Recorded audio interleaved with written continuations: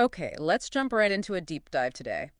We're looking at some, well, pretty fascinating and maybe unexpected source material for some of you. Yeah, we've got this audio excerpt, and it really goes into the idea of reptilian attachments and implants. Right, and specifically how you might, try to clear these things yourself. Exactly. The source lays out a particular viewpoint, a set of steps for, well, energetic self-defense based on its framework. So, our mission here is pretty straightforward. We want to unpack what this source actually suggests for self clearing and maybe even preventing these kinds of energetic things it talks about. hmm This deep dive is really for you, the listener, to get a quick grasp of the concepts and the steps laid out in this specific source. And we really need to stress this up front. We're exploring one perspective here. The goal is just to understand what the source is saying. Yeah, we're walking through its ideas, its guidance. We're not here to say if it's right or wrong or to endorse it. We're just looking at the information provided. Absolutely. So let's get into the premise it starts with. It basically says sometimes, and it emphasizes not always, you can actually clear these reptilian attacks or attachments yourself. And it's quite specific about why it's not always.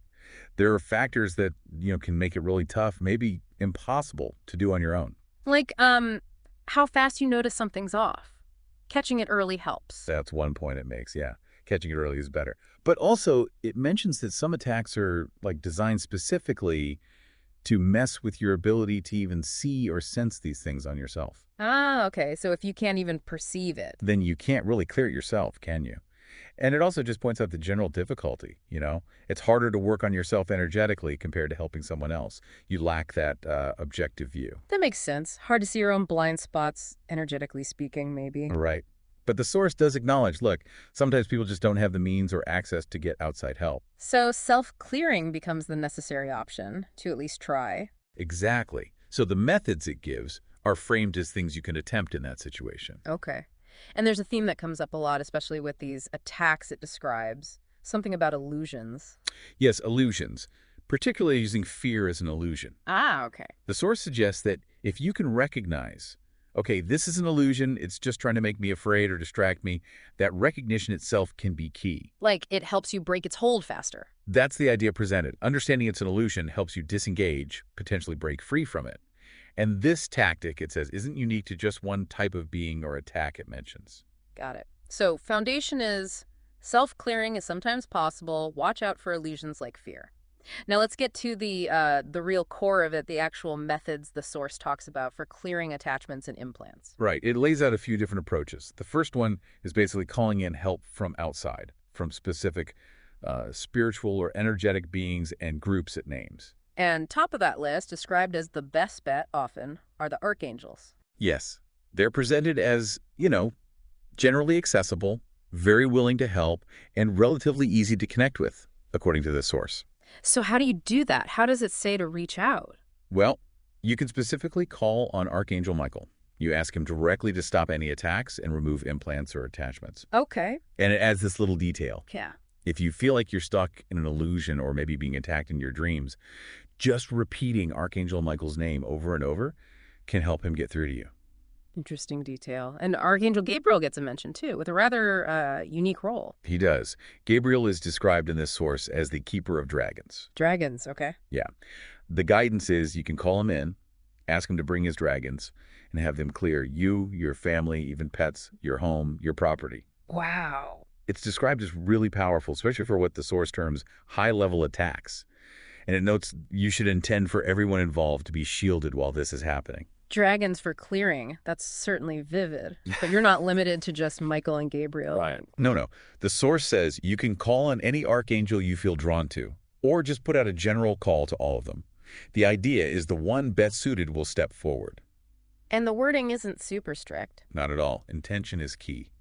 Simple things like, Archangel Michael, please come help me clear this, or I call in the archangels of love and light.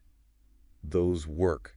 And you can do it silently, just with your intention, or say it out loud. Okay. So archangels are option one. Who else does the source suggest calling on? The Pleiadians get a specific mention.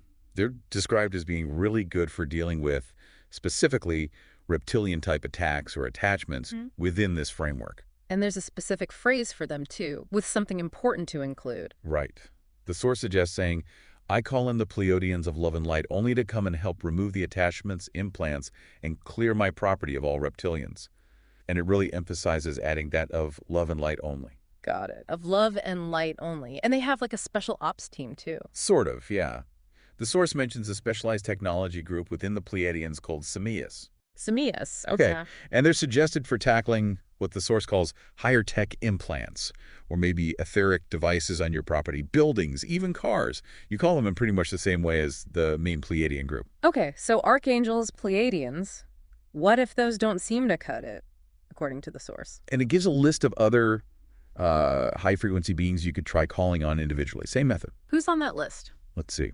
It mentions lions, mantis beings, blue avens, Chelonia, Yale, or archery.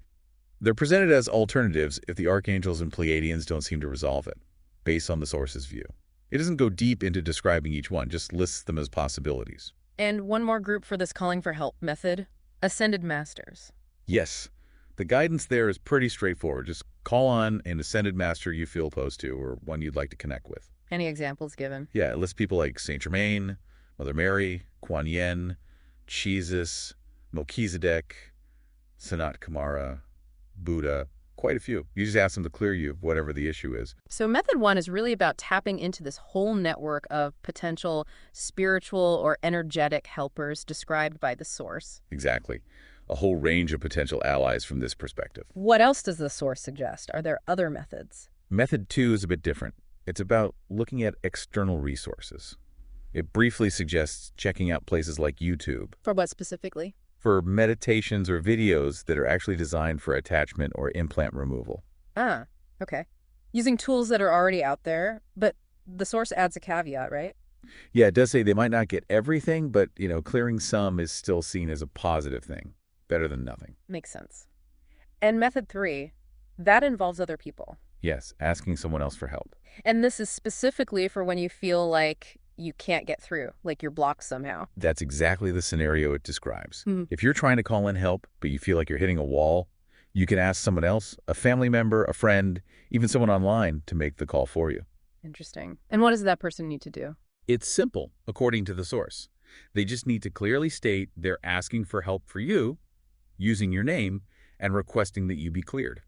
It's like they're acting as a proxy to bypass whatever block you might be feeling. Okay, right. So we've covered the source's ideas in actively clearing things, calling helpers, using resources, getting proxy help. What about stopping it from happening again? Prevention. Yes, the source definitely moves into preventative measures next. It suggests 3 main things you could do. What's the first one? First is about shielding and protection, creating an energetic shield around yourself. How does it say to do that? The main method described is visualizing or intending a vortex of blue or white energy all around you. Okay. And then you ask Archangel Michael to protect that shield on all sides, reinforcing it. Is there a simpler version if the vortex thing feels too complex? Yeah, it mentions just creating a simple ball of energy around yourself with the same protective intention. The key is creating that barrier. Gotcha. What's the second preventative measure? That one focuses on clearing your own energy field regularly and repairing your aura. How do you do that, according to the source? It talks about using violet flame energy. The violet flame. Yeah, the idea is to imagine yourself bathed in this violet flame energy daily. It's supposed to transmute or clear out any negative or unwanted energies. And if you're new to the violet flame concept, it suggests you can ask Saint Germain for help with using it. Okay, violet flame for clearing. What about the aura repair part? While you're doing the violet flame work or just separately, you can intend or visualize your aura being cleared of any debris and, importantly, any weak spots or holes being repaired and sealed up, basically strengthening your energetic boundary. Makes sense. Strengthen the perimeter. And the third preventative step involves guardians. Right. The source operates on the premise that we all have guardian spirit guides looking out for us. And you can be more proactive with them. Yes, you can specifically ask that the best guides for protection stick with you 24/7. And it even suggests you can request new guides if you feel you need stronger protection. You'd ask your higher self to find a new guardian protector who's maybe better suited for defense. And this is where that really unique detail comes back in, isn't it? Ah, yes. The dragon. The source highlights this, saying anyone can ask Archangel Gabriel to assign them their very own personal dragon guardian. A personal dragon guardian. That's Yeah. Yeah, that definitely stands out. So you just ask Gabriel for one. According to the source, Yeah. it even gives specific wording. Archangel Gabriel, please assign one of your dragons of love and light only to be a 24/7 guardian for me, and that is always with me. Of love and light only again. Yes, that phrase seems important in this source's view. Oh. And it adds that the dragon's element like earth, fire, water, or air will be chosen based on what's energetically best for you. Wow. Okay. So the source kind of wraps up this prevention part by saying, look, if you do these things, the shielding, the clearing, asking for guides, getting your dragon, you could have this whole protective team. Like Archangel Michael on your shield, your regular guides plus a dragon. Exactly. All described as being there constantly to guard you if you follow these steps. It really is quite a detailed system, both for clearing things reactively and setting up proactive defenses using all these different methods and beings the source describes. It is. And the source finishes by saying, look, experiencing these kinds of perceived attacks can be scary, no doubt. But the methods it outlined, even though discussed in the context of reptilians, They can be used for any kind of energetic interference. that's what it suggests, yeah. They're presented as potential tools you have at your disposal, especially if getting outside help just isn't an option for you at the time. So, to recap this deep dive, we've looked into this source's perspective on understanding, clearing, and preventing what it calls reptilian attachments and implants. We've gone through its suggested paths, Right, calling on archangels, Pleiadians, other specific beings, ascended masters. using things like YouTube meditations, getting help from friends or family. And then the preventative stuff.